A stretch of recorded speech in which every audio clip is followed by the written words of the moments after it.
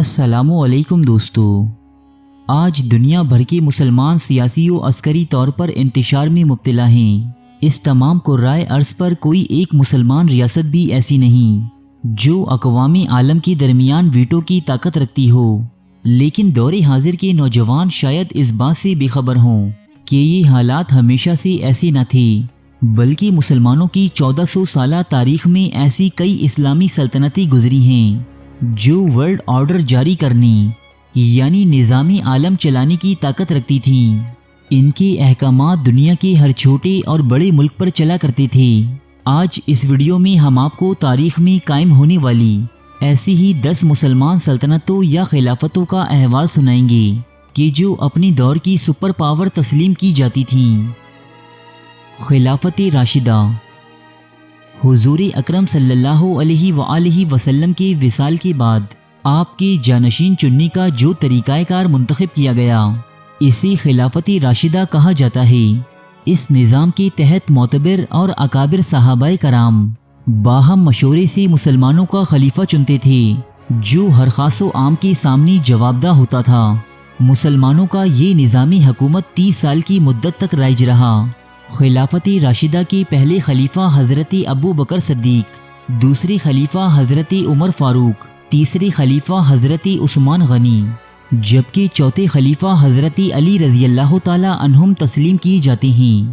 اس کے علاوہ حضرت حسن رضی اللہ تعالی عنہ کی خلافت کے 6 ماہ بھی خلافت راشدہ میں شمار کیے جاتے ہیں۔ دور دراز علاقوں کی فتوحات کے لحاظ سے حضرت عمر فاروق رضی اللہ تعالی عنہ کا دور خلافت راشدہ کے عروج کا زمانہ کہلاتا ہے، جس میں 22 لاکھ مربع میل کے علاقے پر اسلامی پرچم لہرایا جاتا تھا۔ زمانہ قدیم سے چلی آ رہی طاقتور ترین سلطنت فارس کا خاتمہ بھی دوسرے خلیفہ راشد حضرت عمر فاروق رضی اللہ تعالی عنہ کے ہاتھوں ہوا، جبکہ اس زمانے کی سپر پاور کہلائی جانے والی سلطنت یعنی روم بھی آپ کی باج گزار بن گئی تھی۔ خلافت بنو امیہ۔ بنو امیہ قریش کا ایک دولت مند اور ممتاز خاندان تھا۔ اسی خاندان نے خلافت راشدہ کے بعد تقریباً 1 صدی تک ملوکیت سنبھالی اور اسلامی فتوحات کو بامی عروج پر پہنچایا۔ خلافت بنو امیہ کی سرحدیں ایک طرف چین تو دوسری طرف اسپین تک پھیلی ہوئی تھیں۔ خاندانی بنو امیہ کی سیاہ کرتوت ایک طرف، البتہ دنیاوی اعتبار سے اس کا شمار تاریخ کی چند بڑی حکومتوں میں کیا جاتا ہے۔ حالانکہ خلافت بنو امیہ کا خاتمہ 750 عیسوی میں ہو چکا تھا، لیکن یورپ کے ملک اسپین میں ایک اموی شہزادے عبد الرحمن الداخل کی قائم کردہ عظیم الشان بادشاہت اگلے کئی 100 سالوں تک قائم رہی۔ خلافت عباسیہ۔ خلافت راشدہ کے بعد عربوں کی قائم کردہ 2 عظیم ترین سلطنتوں میں سے دوسری سلطنت خلافت عباسیہ ہے۔ خاندانی عباسیہ کے 2 بھائیوں اصطفیٰ اور ابو جعفر المنصور نے یہ خلافت قائم کی، جس کا قیام 750 عیسوی میں عمل میں آیا اور اس کا خاتمہ 1258 عیسوی میں منگول سپہ سالار ہلاگو خان کے ہاتھوں ہوا۔ یہ خلافت ایک تحریک کے ذریعے قائم ہوئی جو خاندانی بنو امیہ کے خلاف تھی۔ اس تحریک نے ایک عرصے تک اپنے مقاصد کے حصول کے لیے جد و جہد کی اور بالآخر بنو امیہ کو شکست دینے کے بعد برسر اقتدار آ گئی۔ دولت فاطمیہ۔ دولت فاطمیہ اسماعیلی عقیدے کے حامل افراد کی قائم کردہ حکومت تھی جو 909 عیسوی کے دوران براعظم افریقہ کے شمال میں قائم ہوئی۔ اس سلطنت کا بانی ابو عبداللہ المہدی نام کا ایک شخص تھا، جس کا دعویٰ تھا کہ وہ سیدہ فاطمہ الزہرا رضی اللہ تعالی عنہا کی اولاد میں سے ہے، اور اسی مناسبت سے اس سلطنت کو دولت فاطمیہ یا خلافت فاطمیہ کا نام دیا جاتا ہے۔ فاطمی بادشاہوں نے نہ صرف مصر میں قاہرہ شہر کی بنیاد رکھی بلکہ دنیا کی سب سے قدیم یونیورسٹی یعنی جامعۃ الازہر بھی انہی کی تعمیر کردہ ہے۔ ایشیا اور افریقہ کے کئی ممالک پر بیک وقت حکومت کرنے کے بعد یہ سلطنت زوال کا شکار ہوئی، جس کا خاتمہ سلطان صلاح الدین ایوبی کے ہاتھوں ہوا۔ ایوبی سلطنت۔ ایوبی سلطنت یا سلطنت آل ایوب کرد نسل کے مسلمان خاندان کی حکومت تھی، جس نے 12ویں اور 13ویں صدی عیسوی میں مصر، شام، یمن، دیار بکر حجاز مقدس اور شمالی عراق پر حکومت کی۔ ایوبی سلطنت کے بانی سلطان صلاح الدین ایوبی تھے، جن کی چچا شیرکونی سلطان نور الدین زنگی کے سپہ سالار کی حیثیت سے سن 1179 عیسوی میں مصر فتح کیا تھا۔ اس سلطنت کا نام سلطان صلاح الدین ایوبی کے والد نجم الدین ایوب کے نام پر ایوبی سلطنت رکھا گیا۔ سلطان صلاح الدین ایوبی نے نہ صرف بیت المقدس کو فتح کیا بلکہ اس کی تسخیر کے لیے آنے والے صلیبی لشکروں کو بھی ہزیمت خیز شکستوں سے دوچار کیا۔ اس سلطنت کا اختتام محض چند دہائیوں بعد ہی مملوکوں کے ہاتھوں ہوا۔ مملوک سلطنت۔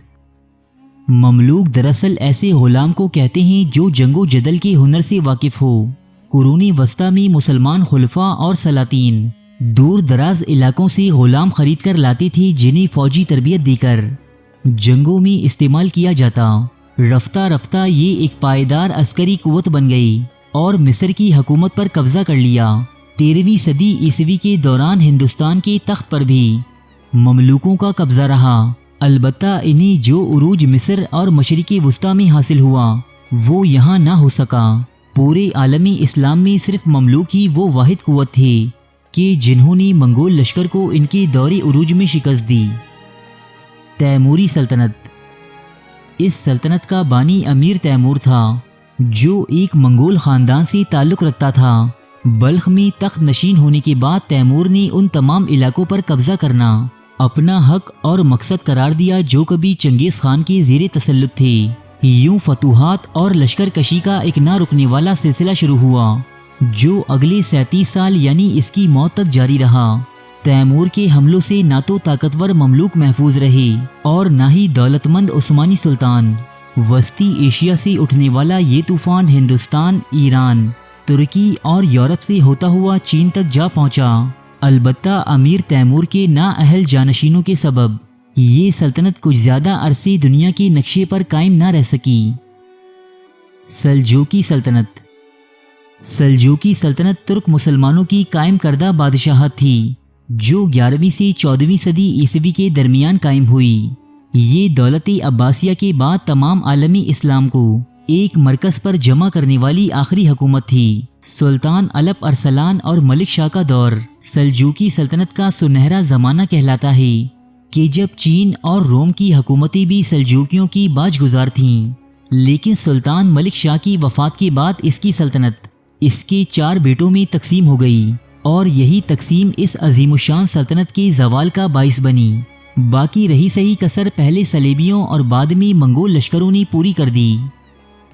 سلطنت عثمانیہ۔ سلطنت عثمانیہ یا خلافت عثمانیہ سن 1299 سے 1922 عیسوی تک قائم رہنے والی ایک عظیم مسلمان سلطنت تھی، جس کے حکمران ترک تھے اور جس کی بنیاد عثمان اول نے رکھی تھی۔ اپنے عروج کے زمانے میں یعنی 16ویں اور 17ویں صدی عیسوی میں سلطنت عثمانیہ 3 براعظموں پر پھیلی ہوئی تھی۔ مشرق وسطیٰ، مشرقی یورپ اور شمالی افریقہ کا بیشتر حصہ اس کے زیر نگی تھا۔ عثمانی فوجیں اپنی جدید ترین اسلحے اور بے پناہ جنگی مہارت کے باعث یورپ کے لیے صدیوں تک ایک بھیانک خواب بنی رہیں۔ یورپ کے دل یعنی قسطنطنیہ کی فتح عثمانی سلطنت کا وہ عظیم کارنامہ ہے جو اس سے پہلے کوئی خلافت یا سلطنت انجام نہیں دے سکی، اور اسی لیے سلطنت عثمانیہ کو اسلامی تاریخ میں ایک اہم مقام حاصل ہے اور ہمیشہ حاصل رہے گا۔ سلطنت مغلیہ۔ سلطنت مغلیہ کا بانی ظہیر الدین بابر تھا، جو تیموری خاندان کا ایک شہزادہ تھا۔ بابر نے سن 1526 عیسوی میں دہلی کے سلطان ابراہیم لودھی کے خلاف پانی پت کے میدان میں جنگ لڑی اور خود سے 10 گنا بڑی فوج کو شکست سے دوچار کر کے سلطنت مغلیہ کی بنیاد رکھی۔ بابر کے بعد آنے والے مغل حکمران مثلاً ہمایوں، اکبر اور جہانگیر نے اس سلطنت کی سرحدوں میں بے پناہ اضافہ کیا، یہاں تک کہ اورنگزیب عالمگیر کے دور میں سلطنت مغلیہ دنیا کی سب سے بڑی معاشی قوت بن چکی تھی۔ البتہ اورنگزیب عالمگیر کے بعد آنے والے مغل حکمران انتہائی نااہل اور عیاش ثابت ہوئے۔ یوں 1857 عیسوی میں ہونے والی جنگ آزادی کے بعد اس عظیم سلطنت کا خاتمہ برٹش ایمپائر کے ہاتھوں ہوا۔ ارے فرینڈز، ایک منٹ، آپ ایسے ہی جا رہے ہیں؟ اتنی محنت سے ویڈیو بنائی ہے، ایک لائک تو بنتا ہے نا؟ اور دوسرا یہ کہ آپ ہمیں اتنی بڑی دنیا میں دوبارہ کیسے ڈھونڈیں گے؟ تو اس کا حل یہ ہے کہ آپ ہمارے چینل کو سبسکرائب کر لیجئے اور اس بیل کے آئیکن کو کلک کر دیجئے۔ اس طرح ہمارے آنے والی تمام ویڈیوز آپ تک پہنچتی رہیں گی۔ ارے ڈریے مت، یہ بالکل فری ہے۔